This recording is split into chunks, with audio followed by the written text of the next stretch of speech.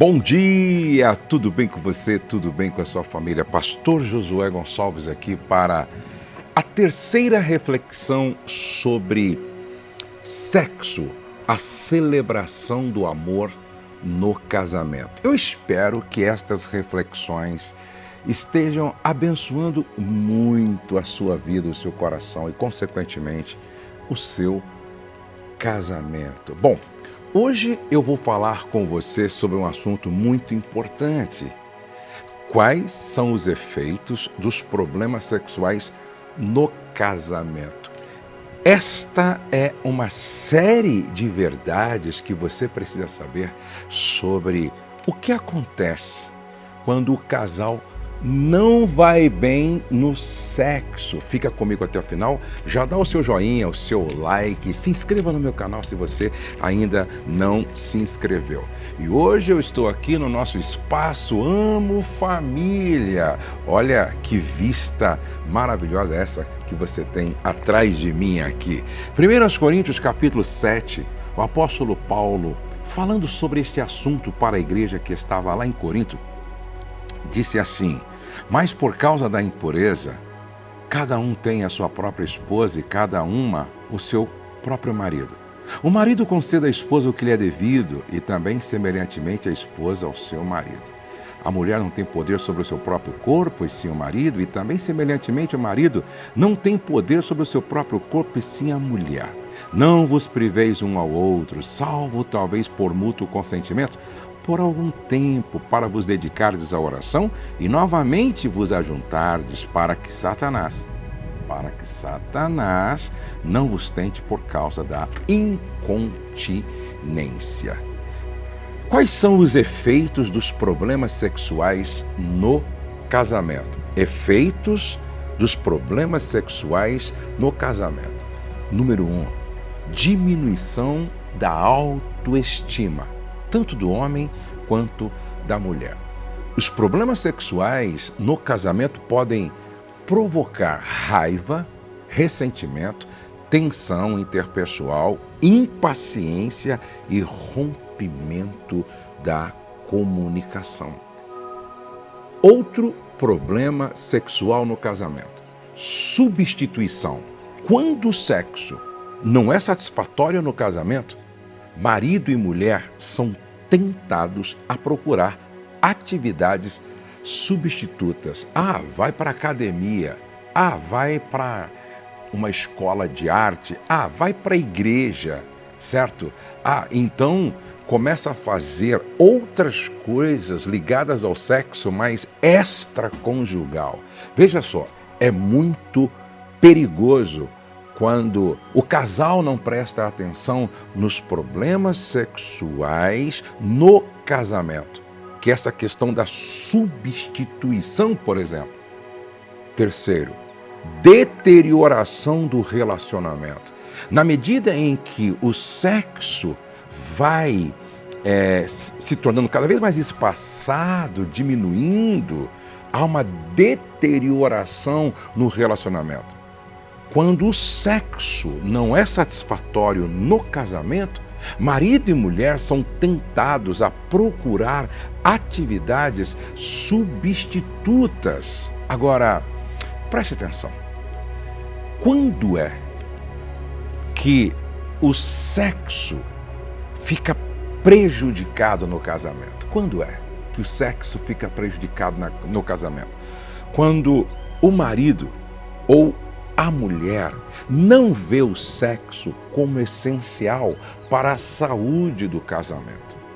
Quando ele ou ela não acha que é importante, necessário, imprescindível. Deixa eu fazer algumas perguntas para você. Seus pais eram fisicamente amorosos um com o outro? A conversa sobre sexo era um tabu na sua casa? Sua mãe ou seu pai tiveram alguma conversa séria com você sobre sexualidade quando você entrou, por exemplo, na puberdade? Você se sentia à vontade para falar com a sua mãe ou seu pai sobre suas dúvidas sexuais? Seus pais às vezes discutiam por causa de sexo ou de comportamento sexual. Havia uma aura de vergonha ou de abertura em relação ao sexo? Agora, escute, por favor. Quem não vê o sexo como uma bênção de Deus, o pratica por obrigação. Um marido ou uma esposa que pratica o sexo apenas por obrigação não satisfaz o seu cônjuge. Quando é que o sexo fica prejudicado no casamento? Quando acaba o respeito entre o casal. Eu já falei um pouco sobre isso, mas é necessário repetir. Hal Urban disse: boas pessoas constroem suas vidas com base no respeito. Boas pessoas constroem sua vida com base no respeito. O respeito é uma das marcas de um casamento saudável. O respeito é uma das marcas de um casamento saudável. Mateus 7,12, Jesus disse: trate as pessoas exatamente como você gostaria de ser tratado. Em um casamento saudável, marido e mulher sabem respeitar um ao outro. Respeita os limites do cônjuge, as diferenças do cônjuge, a família de origem do cônjuge, o momento do cônjuge, a opinião do cônjuge, a cadência do cônjuge, o direito do cônjuge, os sonhos do cônjuge. Quais são as recompensas do respeito? Quando um respeita o outro nessa relação conjugal. Primeiro, desenvolvemos habilidades sociais que aumentam a nossa eficiência. Segundo, fazemos com que as outras pessoas se sintam bem. Terceiro, conquistamos o respeito dos outros. Quarto, estabelecemos bons relacionamentos. Quinto, somos mais bem tratados pelas outras pessoas. Sexto, aumentamos o nosso sentimento de autoestima. Sétimo, construímos uma boa reputação sólida. Construímos o céu em casa. E último e nono, colhemos uma vida sexualmente feliz. Quando é que o sexo fica prejudicado no casamento? Quando a comunicação entre o casal é de baixa qualidade. Quando a comunicação entre o casal é de baixa qualidade, o sexo fica prejudicado no casamento. Quando as pessoas se comunicam mal, de um modo geral, é provável que a comunicação sexual também seja ruim. Eu vou repetir. Quando as pessoas se comunicam mal, de um modo geral, é provável que a comunicação sexual também seja ruim. Olha o que diz Provérbios 18:13. Quem responde antes de ouvir mostra que é tolo e passa vergonha. A comunicação precisa ser priorizada e treinada.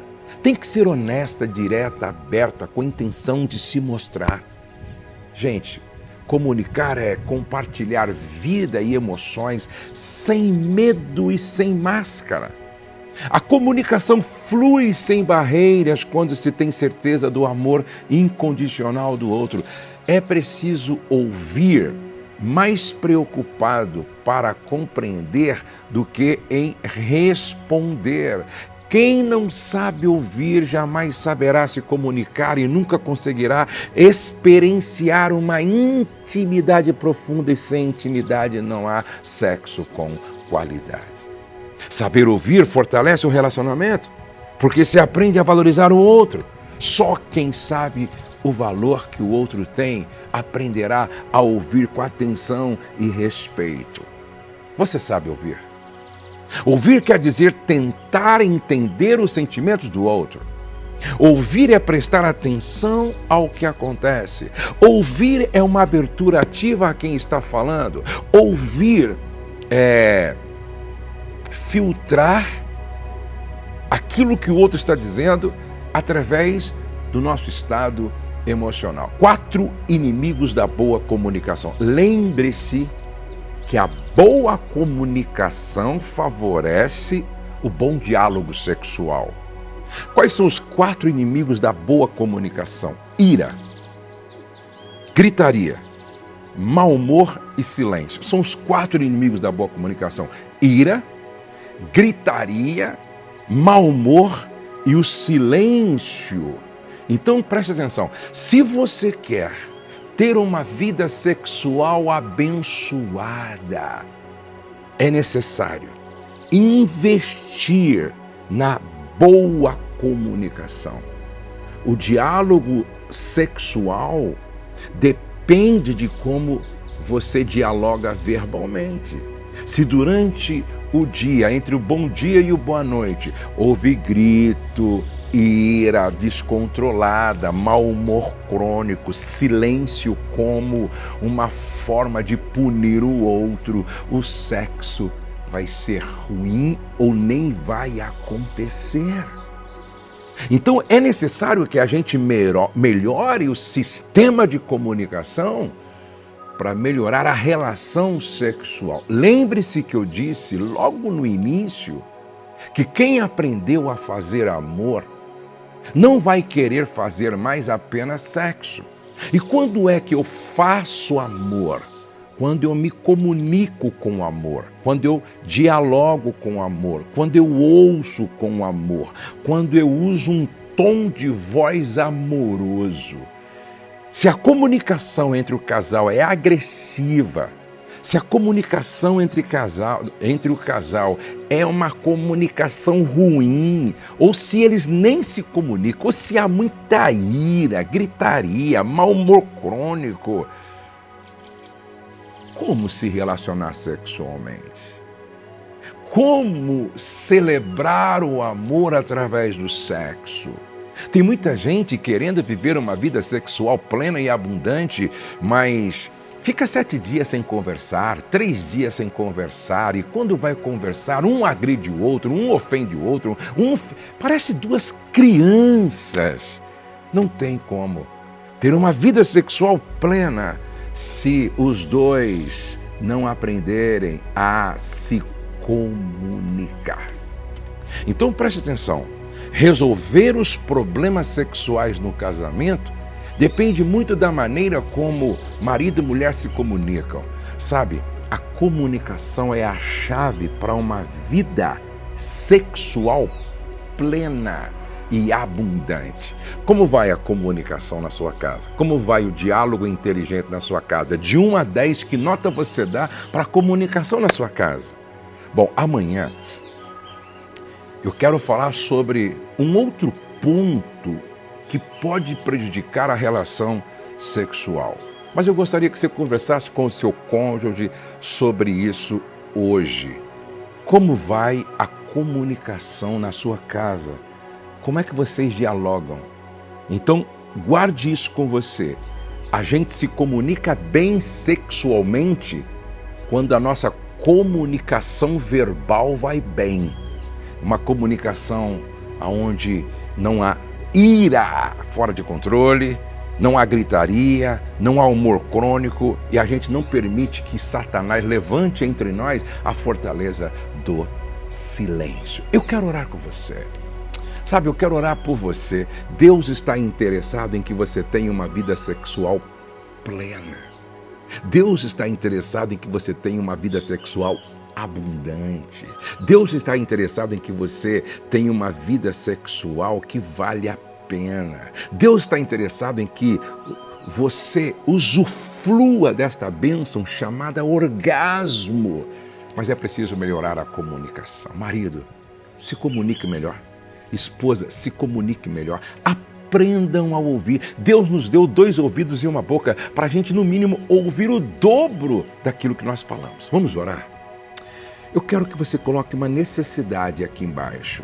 Qual é a sua necessidade no seu casamento? Qual é o problema? Qual é a sua maior dificuldade no seu casamento? Qual é a sua maior dificuldade, de repente, no relacionamento sexual? De repente você está com baixa autoestima, baixa autoimagem, baixo libido, preguiça sexual. Coloque isso diante de Deus agora. Coloque isso diante de Deus agora. Vamos orar. Sabe, gente, eu creio que depois dessa oração muita coisa vai mudar aí na sua casa. Eu creio. Escreve aqui embaixo qual é a sua necessidade. E vamos orar. Pai, Louvado seja o teu nome por esse tempo tão maravilhoso, nesse lugar tão aprazível. Senhor, a tua bênção sobre este homem e esta mulher. Nós estamos falando, Pai, de um assunto tão importante para o casal, Senhor. E quantos casais estão tendo sérios problemas sexuais no casamento? Quantos casais estão tendo tantos problemas sexuais no casamento? E por causa disso, há muita raiva, ressentimento, tensão interpessoal, impaciência, rompimento da comunicação. Quantos casais, por causa da insatisfação sexual, estão sendo tentados a procurar atividades substitutas?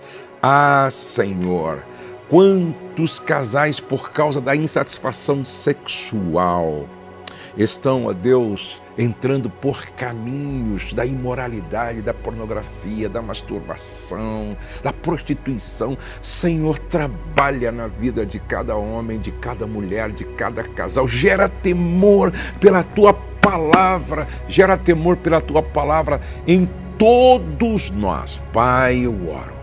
Eu oro por esta mulher, por este homem, por este casal. Muda a maneira de ver, de pensar, que eles entendam que o diálogo inteligente é uma das chaves para se ter uma vida sexual plena, abundante e satisfatória. Eu abençoo este homem. Eu abençoo esta mulher. Eu abençoo esta casa. Eu abençoo esta família. Senhor, aqui embaixo, muitos escreveram uma necessidade, uma dor. Ah, Senhor, Tu és poderoso para fazer além do que nós pedimos ou pensamos. No nome de Jesus, amém. Eu quero responder algumas perguntas agora. Perguntas que chegam para a gente, não é? Pastor Josué, sexo oral é pecado no casamento? Sexo oral é pecado entre marido e mulher? Eu quero ler um texto para você aqui, ó. Cantares de Salomão, capítulo 2, verso 3. Qual a macieira entre as árvores do bosque, tal é meu amado entre os jovens. Desejo muito a sua sombra, e debaixo dela me assento, e o seu fruto é doce ao meu paladar. Olha o que ela está dizendo.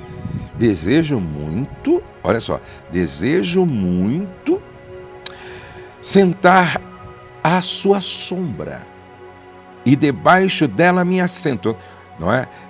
E o seu fruto é doce ao meu paladar. O que você entende com isso?